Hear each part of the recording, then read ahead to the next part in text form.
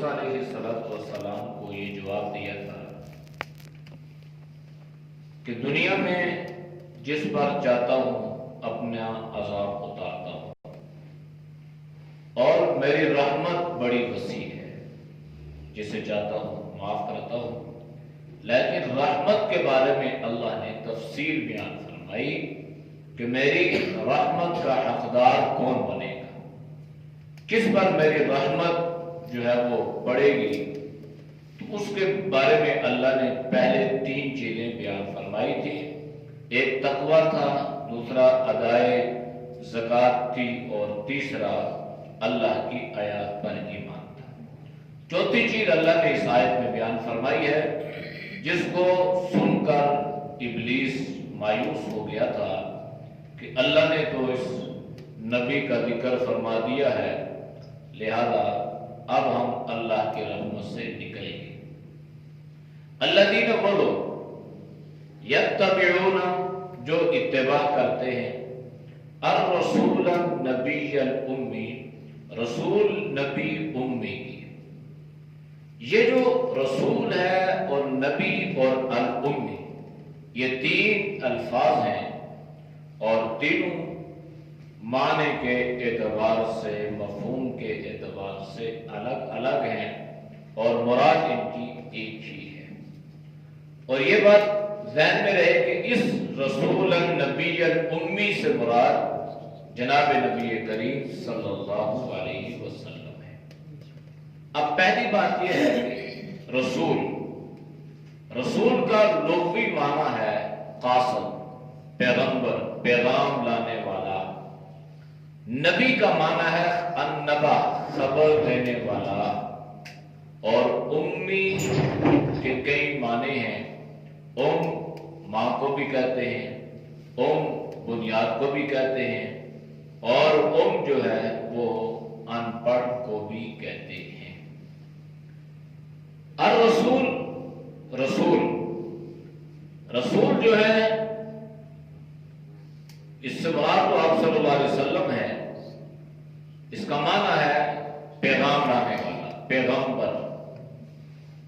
اصطلاحی تعریف میں رسول اور نبی میں ایک فرق ہے، وہ یہ ہے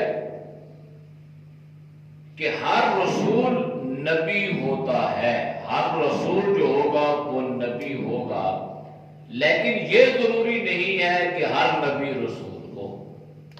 اللہ کے نبی سے پوچھا گیا کہ پہلے نبی کون ہے، تو آپ نے فرمایا حضرت آدم، اور آپ نے فرمایا، آپ سے پوچھا گیا کہ آخری کون ہے، آپ نے فرمایا نہیں۔ اور انا خاتم النبیین لا نبی بعدی، میں آخری نبی ہوں، میرے بعد نبی نہیں۔ تو ہر رسول نبی ہوگا، لیکن یہ ضروری نہیں ہے کہ ہر نبی رسول۔ اب اس اصطلاح کو یوں سمجھیے کہ رسول شرعی اصطلاح میں اسے کہتے ہیں جس کو اللہ کوئی کتاب، کوئی صحیفہ یا نئی شریعت عطا کر کے دنیا میں بھیج دے، اس کو رسول کہتے ہیں۔ نبی جو ہے اس کا معنی ہے خبر دینا۔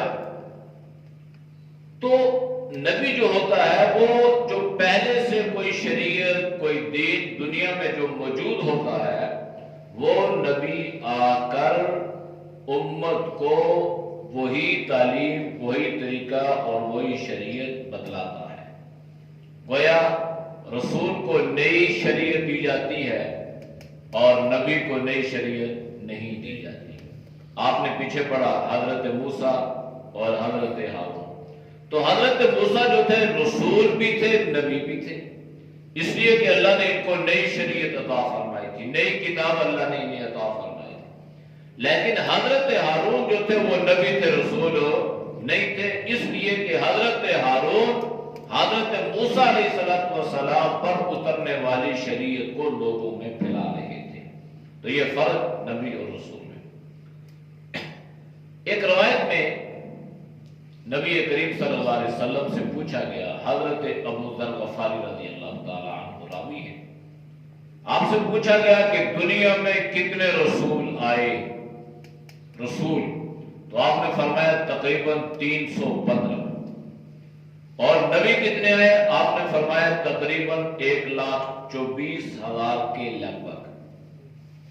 تو اس سے معلوم یہ ہوا کہ رسول 300 کم اور نبی جو ہے وہ تعداد کے اعتبار سے بہت زیادہ ہے۔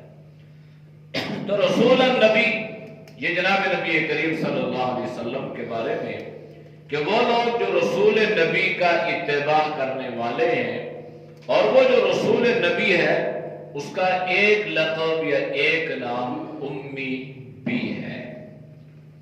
عمومی طور پر اس کا ترجمہ جب جناب نبی کریم صلی اللہ علیہ وسلم کی ذات کے ساتھ کیا جاتا ہے تو اس کا ترجمہ یہی کیا جاتا ہے کہ جو لکھنا پڑھنا نہ جانتا ہو اس کو امی کہتے ہیں، اور یہ بات بالکل درست ہے، اس لیے کہ عرب میں لکھنے پڑھنے کا رواج کم تھا بنسبت دوسری اقوام کے۔ اس زمانے میں بھی جو اطالوی تھے، فرانسی تھے اور دوسری تہذیبوں کے لوگ تھے، یہود و نصارہ جو مختلف جگہوں پر آباد تھے، وہ لکھ بھی سکتے تھے اور پڑھ بھی سکتے تھے۔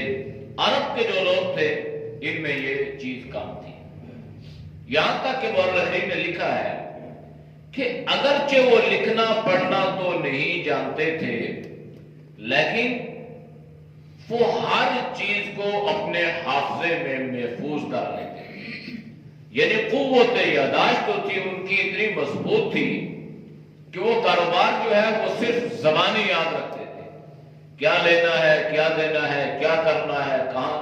یہاں تک کتابوں میں لکھا ہے کہ اگر ان سے کوئی یہ پوچھتا کہ فلاں جگہ فلاں پہاڑ پہ فلاں جو شاعر آیا تھا اس شاعر نے کون سا کلام پڑھا تھا، تو عرب کا عام بدو بھی اٹھ کے یہ بتا دیتا تھا کہ اس فلاں شاعر جس کا نام یہ تھا فلاں جگہ سے آیا تھا، فلاں مقام پہ اس نے یہ اشعار پڑھے تھے، وہ ازبر ان کو سنا دیتے تھے۔ یعنی قوت حافظہ، قوت یادداشت جو تھی ان کی مضبوط تھی، لیکن لکھنے اور پڑھنے سے وہ عاری تھے۔ تو اس لیے النبی آپ صلی اللہ علیہ وسلم کے ساتھ النبی امی۔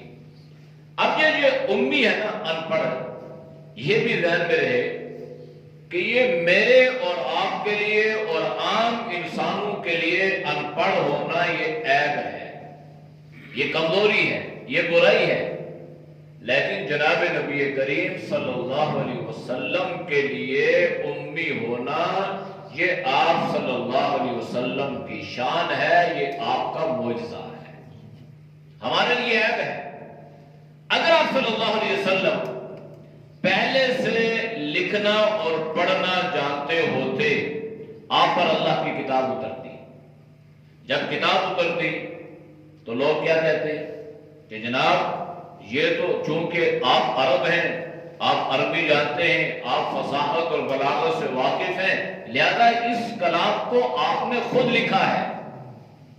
اگرچہ لوگ اس بات کو جانتے بھی تھے کہ آپ نے کبھی کسی سے لکھنا اور پڑھنا سیکھا نہیں ہے اور نہ کبھی آپ کسی معلم کے پاس گئے ہیں، اس کے باوجود بھی لوگوں نے یہ اعتراض کیا جب آپ لکھنے اور پڑھنے کو پہلے سے جانتے ہوتے تو پھر یہ لوگ کتنا اعتراض کرتے ہیں۔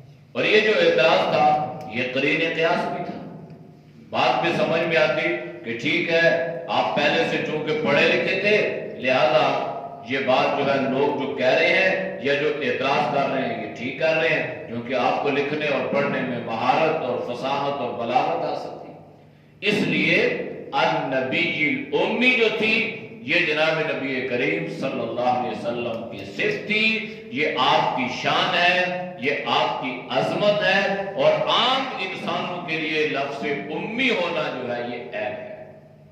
اب تھے تو آپ امی، لیکن آپ نے کیا فرمایا؟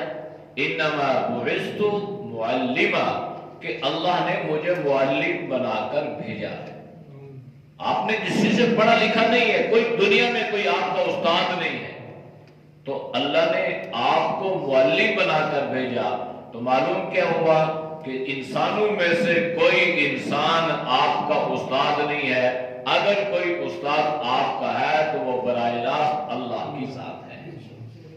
انما بعثت معلما، کہ اللہ نے مجھے معلم سکھانے والا بنا کر بھیجا۔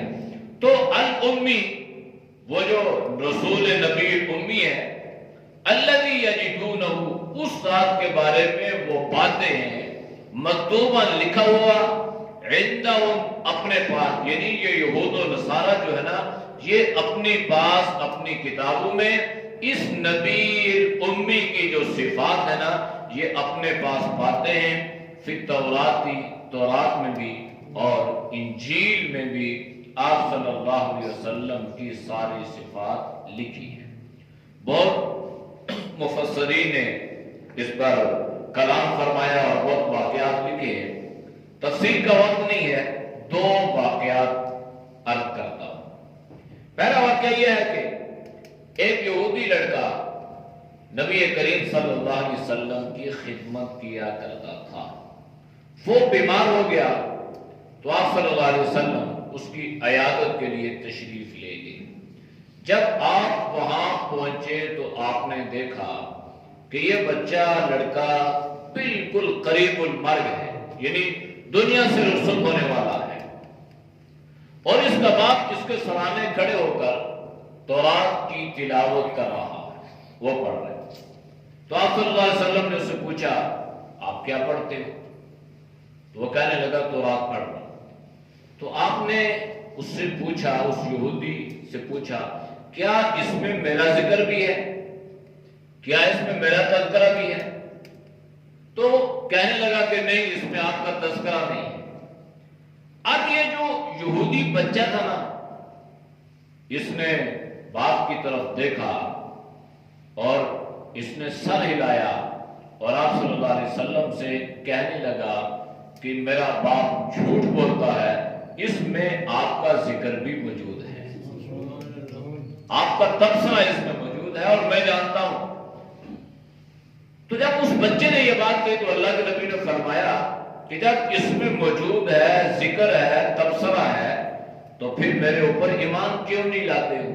کون سی چیز رکاوٹ اور مانے ہے کہ پتہ بھی ہے پھر ایمان نہیں لا رہے؟ تو اس بچے نے اسی وقت فرمایا اشہد ان لا الہ الا اللہ واشہد انک محمد رسول اللہ، گواہی دینے لگا کہ میں اس بات کی گواہی دیتا ہوں کہ اللہ کے سوا کوئی معبود نہیں ہے اور آپ اللہ کے رسول ہیں۔ اب اس بچے نے گواہی دی کہ آپ کا ذکر ہماری کتاب میں موجود ہے، میرا باپ جھوٹ کہہ رہا ہے۔ باپ تو خاموش ہو گیا، لیکن یہ بچہ حالت ایمان میں دنیا سے رخصت ہو گیا۔ تو اللہ کے نبی نے اسے اس کے باپ سے فرمایا کہ اب یہ بچہ تو ہے تیرا، لیکن اب تیرا اس کے ساتھ کوئی تعلق نہیں ہے، اب یہ ہماری ذمہ داری میں ہے۔ اور آپ نے صحابہ سے فرمایا کہ اس کے غسل کے، اس کے کفن کے، تجہیز و تکفین کا انتظام کرو۔ آپ صلی اللہ علیہ وسلم نے جو ہے اس کا انتظام فرمایا اور اللہ کے نبی نے اس کا بچے کا جنازہ پڑھا اور آپ نے اس کو قبر میں اتارا اور صحابہ نے اس کو دفن فرمایا۔ ایک تو معلوم ہی ہوا کہ عندہ فی التورات، یہ بات یہودی نے گواہی دی۔ دوسرا واقعہ کتابوں میں لکھا ہے کہ آپ صلی اللہ علیہ وسلم ایک یہودی کے مقروض ہو گئے، آپ نے کسی سے قرض لیا اور آپ نے اس سے وعدہ فرمایا، تو یہ یہودی آپ کے پاس آ گیا قرض کے لیے۔ اب یہ یہودی جو تھا یہ آپ صلی اللہ علیہ وسلم پہ سختی کر رہا تھا، یہاں تک کہ آپ صلی اللہ علیہ وسلم نے ظہر، عصر، مغرب، عشاء اور دوسرے دن فجر کی نماز بھی ادھر ہی پڑھی۔ اس کو چھوڑا نہیں ہے کہ بھائی مجھے جانے دو، صحابہ انتظار کر رہے ہیں، جا کے مسجد نبوی میں جماعت کرواؤں، نماز پڑھاؤں۔ اس نے اتنی سختی کی۔ تو جب اس یہودی کی سختی جو ہے یہ صحابہ نے محسوس کی اور سب صحابہ کو ظاہرہ غصہ آنا ایک رد عمل تھا کہ آپ صلی اللہ علیہ وسلم کے ساتھ یہ اتنی سختی کر رہے، تو آپ صلی اللہ علیہ وسلم نے فرمایا کہ نہیں، میرا اس کے ساتھ معاہدہ ہوا ہے، لہذا جن نگاہوں سے آپ اس کو دیکھ رہے ہو نا، اور جو طرز عمل میں آپ کا محسوس کر رہا ہوں یہ ٹھیک نہیں ہے، اس پہ سختی نہیں کر سکتے۔ اب ادھر سے جتنی نرمی ہو رہی ہے ادھر سے وہ یہودی اتنی سختی کر رہے ہیں، یہاں تک کہ صحابہ نے اس کے قرض کا انتظام فرمایا، اور جتنا اس یہودی کا قرض تھا وہ قرض اس کو دے دیا گیا، قرض دیا۔ آپ صلی اللہ علیہ وسلم نے اس کا شکریہ ادا کیا۔ اب چاہیے تو یہ تھا نا کہ یہ یہودی پیسے جیب میں ڈالتا اور چلتا کرتا، یہ قرض لے کے ادھر بیٹھ گیا۔ اب صحابہ اس پر مزید ان کو حیرانگی ہوئی کہ اب پھر نہیں جا رہا ہے، اس کو چاہیے کہ یہ تھا کہ اب تو جان چھوڑے اور چلا جائے، پیسے تو اس کو مل گیا، قرض تو اس کو ادا کر دیا گیا۔ یہ یہودی کہنے لگا کہ میرا مقصود آپ سے قرض لینا نہیں تھا، اس لیے کہ میں اپنی کتاب کو پڑھتا ہوں، مطالعہ کرتا ہوں، میری کتاب میں ایک بات یہ لکھی ہے، باقی تو صفات جو تھی وہ میں گائے بگائے آپ کی وہ میں آزما چکا ہوں، آپ اس میں پورے اترے ہیں، لیکن ایک بات کو آزمانا باقی تھا اور وہ میں آپ کو آزما رہا تھا، اور وہ یہ تھا کہ ہماری کتاب تورات میں یہ بات لکھی ہے کہ نبی آخر الزمان جو ہوگا اس پر جتنی سختی کی جائے گی وہ اتنی نرمی کا مظاہرہ کرے گا، جتنا دبایا جائے گا، جتنی سختی کی جائے گی، جتنی بدسلوکی کی جائے گی، جتنی بد اخلاقی کے ساتھ پیش آیا جائے گا، وہ اتنے ہی اعلیٰ اخلاق کا، اعلیٰ ظرفی کا، اچھے سلوک کا مظاہرہ کرے گا۔ اور یہودی کہنے لگا کہ میں نے آپ کو ہر طرح سے آزمایا، آپ ہر آزمائش پہ پورے اترے، یہ آپ قرضہ بھی پیسے بھی واپس لے لیں اور مجھے آج کے بعد اپنا غلام بھی بنا لیں۔ تو اس یہودی نے قرضہ بھی واپس کیا، اور لکھا ہے کہ وہ یہودی اچھا خاصا مالدار تھا اور اچھا قرضہ تھا۔ تو اب آپ صلی اللہ علیہ وسلم کے سامنے اس یہودی نے کلمہ بھی پڑھا، دائرہ اسلام میں بھی داخل ہو گیا، اور اس نے یہ اعتراف کیا کہ ہماری کتاب تورات میں آپ کا ذکر موجود ہے۔ تو اس لیے اللہ نے عندہم فی التوراۃ والانجیل، کہ ان کے پاس جو تورات اور انجیل ہے نا، اچھا ذکر تو زبور میں بھی ہے، ذکر تو حضرت ابراہیم کے صحیفوں میں بھی ہے، ذکر تو تمام رسولوں کے صحیفوں میں حضرت آدم علیہ السلام سے لے کر جناب عیسیٰ علیہ السلام تک جتنے رسول آئے، کسی کو کتاب ملی، کسی کو صحیفے ملے، تو تمام صحائف میں، تمام کتابوں میں آپ کا ذکر موجود ہے۔ یہ تورات اور انجیل کا جو خصوصی طور پہ ذکر کیا گیا اس کی وجہ یہ تھی کہ آپ جن قبائل میں کھڑے تھے، آپ جس قوم کے سامنے کھڑے تھے، وہ اس بات کے دعوے دار تھے کہ ہم حضرت موسیٰ یا حضرت عیسیٰ علیہ السلام کی تعلیمات پہ عمل کرنے والے ہیں۔ اس لیے اللہ نے ذکر فرمایا کہ اگر تم ان کی تعلیمات پہ عمل کرنے والے ہو تو پھر تو تمہارے لیے ایمان لانا ضروری ہے۔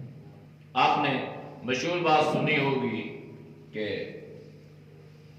ایک شخص نے آپ صلی اللہ علیہ وسلم کا چہرہ دیکھا اور اس کو روکا گیا۔ حضرت عبداللہ بن سلام یہ یہودیوں کے بڑے عالم تھے، پڑھے لکھے آدمی تھے۔ تو یہ جب مکہ میں آئے تو ان کو شروع میں روکا گیا کہ آپ وہاں سے گزرنا نہیں ہے، آپ ان کا سامنا نہیں کرنا، کہیں آپ کو ان سے ملاقات نہ ہو جائے اور وہ نعوذ باللہ اس کا جادو کہیں آپ پہ چل نہ جائے، اس طرح کی باتیں۔ لیکن ایک مرتبہ اللہ کا کرنا ایسا ہوا کہ کہیں گزر ہوا اور ان کے ذہن میں بھی یہ بات آئی کہ آخر میں بھی تو پڑھا لکھا آدمی ہوں، میں بھی تو کوئی ایسا جاہل آدمی ان پڑھ تو نہیں ہوں کہ جو مجھے جو کچھ کہے گا میں آنکھیں بند کر کے پیچھے چل پڑوں گا، آخر علم تو مجھے بھی ہے۔ وہ آئے اور ان کی نگاہ جناب نبی کریم صلی اللہ علیہ وسلم کے چہرے انور پہ پڑی، کوئی سوال نہیں کیا، کوئی پوچھا نہیں ہے، کوئی بات نہیں کی۔ ایک بات یہی ہے، جب چہرہ دیکھا نا تو فوراً فرمایا واللہ العظیم ھذا الوجہ لیس الوجہ الکذاب، اللہ کی قسم یہ جو چہرہ ہے نا یہ جھوٹے کا آدمی کا نہیں ہو سکتا۔ اب یہ چیز کہاں سے؟ اپنی کتاب سے۔ کتاب کے عالم تھے، بات کو سمجھنا آسان ہو گیا، اور آپ صلی اللہ علیہ وسلم پر ایمان لائے۔ اور یہ انسانی فطرت ہے نا، یہ جو گناہوں کی سیاہی ہوتی ہے نا، سیاہی اعمال، یہ انسان کے چہرے پہ ظاہر ہوتی ہے۔ اب یہ نہیں ہے کہ کوئی آدمی بہت خوبصورت ہو اور اس کا چہرہ نہیں، بعض لوگ ایسے ہوتے ہیں کہ جن کی رنگت اچھی نہیں ہے لیکن اعمال اچھے ہیں، تو اعمال کی نورانیت اللہ ان کے چہرے پہ ظاہر فرما دیتا ہے۔ تو قرآن نے اس کا ذکر بھی فرمایا ہے۔ تو اس لیے آپ صلی اللہ علیہ وسلم کے جو اعمال کی نورانیت تھی نا، وہ آپ کے چہرے پہ ظاہر تھی۔ یہ اپنی کتاب کے عالم تھے، سمجھتے تھے، لہذا ان کے لیے ایمان لانے میں کوئی تردد اور کوئی مشکل پیش نہ آئی۔ آپ نے فوراً آپ صلی اللہ علیہ وسلم کے چہرے کو دیکھ کر تصدیق فرما لی۔ تو اس لیے عندهم فی التوراۃ والانجیل یأمرهم بالمعروف، یہ کرتا کیا ہے؟ اس نبی رسول امی کی تعلیم کیا ہے؟ یأمرهم بالمعروف، یہ اچھائی کا حکم کرتا ہے، اچھائی کی تعلیم دیتا ہے، نیک اعمال کی ترغیب دیتا ہے۔ وَيَنْهَاهُمْ عَنِ الْمُنْكَرِ، اور یہ اپنی امت کو، اپنے لوگوں کو، اپنی اقوام کو جو ہے یہ کیا کرتا ہے؟ منکرات سے، گناہوں سے، سیئکاری، بدکاریوں سے روکتا ہے۔ یہ بنیادی چیز ہے۔ اور اس کو آپ صلی اللہ علیہ وسلم نے اپنے خطبے میں بھی اس انداز سے نقل فرمایا کہ جتنی اللہ نے میری ذمہ داری لگائی تھی، جو امانت اللہ نے مجھے عطا فرمائی تھی، وہ امانت میں نے آپ تک پہنچا دی۔ تو صحابہ نے فرمایا تھا کہ آپ نے صرف پہنچا ہی نہیں بلکہ آپ نے پہنچانے کا حق بھی ادا کر دیا۔ تو پھر اللہ کے نبی نے فرمایا کہ اچھا پھر آپ نے غائبین تک اس پیغام کو پہنچانا ہے، یعنی اچھائی کا حکم اور برائی سے روکنا، یہ اللہ نے اس امت کی ذمہ داری لگا دی ہے۔ ہم سب کی اجتماعی طور پہ یہ ذمہ داری ہے۔ اس کے لیے ہر انسان، ہر مسلمان اپنا معاشرے میں اپنا کردار ادا کرے۔ وَأَنذِرْ عَشِيرَتَكَ الْأَقْرَبِينَ، اپنے رشتہ داروں میں، اپنے گھر میں، اپنے دوست احباب میں، اپنے جاننے والوں میں اچھائی کی ترغیب، اچھائی کا پرچار اور برائی سے روکنے کی محنت، ہم اس کے مکلف ہیں۔ نتیجے کے مکلف نہیں ہے کہ کوئی مانتا ہے یا نہیں مانتا، کوئی عمل کرتا ہے یا نہیں کرتا، یہ معاملہ اللہ پہ چھوڑ دیں، اللہ سے ہدایت کی دعا کریں تو اللہ تعالیٰ انشاءاللہ انہیں سمجھ بھی عطا فرما دے گا۔ وَيُحِلُّ لَهُمُ الطَّيِّبَاتِ، ان کے لیے کیا کرتا ہے؟ ہر پاکیزہ ستھری چیزوں کو حلال کرتا ہے۔ ہماری شریعت میں یہ بات موجود ہے، جبکہ گزشتہ جو شریعت تھی یا جو بنی اسرائیل کا جو عمل تھا وہ ایسا نہیں تھا۔ ہماری شریعت میں یہ ہے کہ ایسی چیز کو اللہ نے حلال کیا ہے جس کی طرف انسان کی طبیعت بھی مائل ہوتی ہے۔ اس کو قرآن نے پاکیزہ، ستھری، طیب سے تعبیر فرمایا۔ وَيُحَرِّمُ عَلَيْهِمُ الْخَبَائِثَ، اور یہ حرام کرتا ہے ان پر جو کیا ہے؟ ناپاک چیزیں ہیں، گندی چیزیں ہیں، خبیث چیزیں ہیں۔ فطرت جو ہے ان کو تسلیم کرنے کے لیے تیار نہیں ہے، ایسی چیزیں ہماری شریعت میں کیا ہو گئی ہیں؟ حرام ہو گئی ہیں۔ وَيَزَعُ عَنْهُمْ إِصْرَهُمْ، اور یہ کیا کرتا ہے؟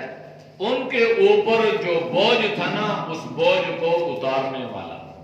اچھا، پہلی شریعتوں میں بڑی سختی تھی، ہماری شریعت میں سختی نہیں ہے، بوجھ تھے بہت۔ اگر پہلی شریعت تم میں سے کسی بنی اسرائیل کو لے لیں، اگر کسی کا کپڑا ناپاک ہو جاتا، کپڑے پر کوئی غلاظت، نجاست لگ جاتی، تو اس کپڑے کو وہاں سے کاٹنا پڑتا تھا، وہ کپڑا دھونے سے پاک نہیں ہوتا تھا۔ ہماری شریعت میں اللہ نے آسانی فرما دی، کپڑا ناپاک ہو جائے پانی سے دھو لے تو وہ کپڑا کیا ہو جائے گا؟ پاک ہو جائے گا۔ تو وَيَضَعُ عَنْهُمْ إِصْرَهُمْ، جو بوجھ تھا اللہ نے ان کے ذریعے سے بوجھ کو بھی کیا کر دیا؟ ہلکا فرما دیا۔ وَالْأَغْلَالَ الَّتِي كَانَتْ عَلَيْهِمْ، اور وہ جو ان کے گلے میں ایک غلامی کا طوق تھا نا، تو اس نبی امی نے آ کر وہ غلامی کا طوق بھی کیا کر دیا؟ اتار دیا۔ اب یہ جو لوگ آ رہے تھے، یہ جو معاشرہ تھا، یہ کس طرح غلامی در غلامی میں جھگڑے ہوئے تھے، اور ہر پیسے والا، ہر سرمایہ دار جو ہے، ہر غریب کو گویا اس نے اپنا جو ہے وہ نوکر بنایا ہوا تھا، اس کی مرضی کے بغیر اس کے لیے سانس لینا بھی مشکل تھی۔ اس قسم کا نظام اور معاشرہ چل رہا تھا۔ آپ صلی اللہ علیہ وسلم نے اس معاشرے کو اس غلامی سے نجات عطا فرمائی۔ فالذین آمنوا بھی، بس وہ لوگ جو اس پر ایمان لائیں گے، وَعَزَّرُوهُ، اور اس کی حمایت کریں گے، اس کی توقیر کریں گے، اس کی عزت کریں گے، وَنَصَرُوهُ، اور اس معاملے میں اس کا تعاون، اس کی مدد کریں گے، وَاتَّبَعُوا النُّورَ الَّذِي أُنزِلَ مَعَهُ، اور اس نور کی اتباع کریں گے جس کو لے کر یہ دنیا میں آیا۔ اس سے مراد اللہ کا قرآن ہے، یعنی قرآن کی کیا کریں گے؟ اتباع کریں گے۔ تو اللہ نے ان سارے اعمال کو کرنے والوں کو اللہ نے یہ خوشخبری سنائی ہے، اولئک هم المفلحون، جو آدمی یہ اعمال کر لے گا، ان باتوں پہ عمل کر لے گا، رسول نبی امی کی اتباع کر لے گا، اللہ نے فرمایا وہ کیا ہو گیا؟ کامیاب ہو گیا، وہی فلاح پانے والا اور وہی کامیاب ہونے والا ہے۔ اعوذ باللہ من الشیطان الرجیم، بسم اللہ الرحمن الرحیم، الذین یتبعون رسول النبی الأمی الذی یجدونہ مکتوبا عندهم في التوراة والإنجيل يأمرهم بالمعروف وينهاهم عن المنكر ويحل لهم الطيبات ويحرم عليهم الخبائث ويضع عنهم إصرهم والأغلال التي كانت عليهم فالذين آمنوا به وعزروه ونصروه واتبعوا النور الذي أنزل معه أولئك هم المفلحون۔ الحمد لله رب العالمين والعاقبة للمتقين والصلاة والسلام على النبي الأمي الكريم۔ یا اللہ ہم سب کے سجدہ بلند ہم کو معاف فرما، گناہوں سے حفاظت فرما، نیک اعمال کی توفیق نصیب فرما، برے اعمال سے، برے خیالات سے، برے راستوں سے، بری صحبت سے اللہ تو ہم سب کی حفاظت فرما۔ یا اللہ ہماری اولادوں کی حفاظت فرما۔ یا اللہ جتنے مسلمان دنیا سے رخصت ہو چکے ہیں، یا اللہ تو سب کو مغفرت فرما، بیماروں کو شفا عطا فرما، جو پریشان حال ہیں اللہ اپنے فضل سے، اپنے کرم سے ان کی پریشانیوں کو دور فرما۔ یا اللہ جو دوست اور بزرگ تیری رضا کے لیے درس قرآن سنتے ہیں اللہ ان کے سننے کو قبول فرما۔ یا اللہ ان سب کو علم و عمل والی زندگی نصیب فرما، ہدایت والی زندگی نصیب فرما۔ یا اللہ ہر طرح کی جہالتوں سے، خباثتوں سے، حماقتوں سے اللہ تو ان سب کی حفاظت فرما، پوری امت کی حفاظت فرما۔ صلی اللہ تعالی علی نبی الامی وعلی آلہ وصحبہ اجمعین برحمتک یا ارحم الراحمین۔